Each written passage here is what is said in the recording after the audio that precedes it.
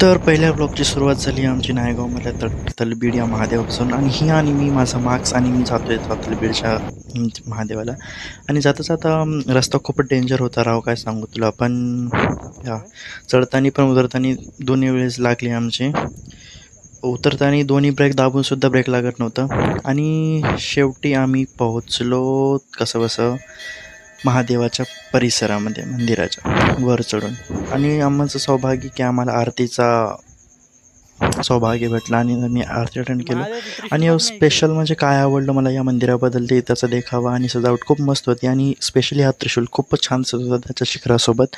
आणि हा मी आणि माझा पांडुरंग आणि मी व्लॉग करतोय काहीच.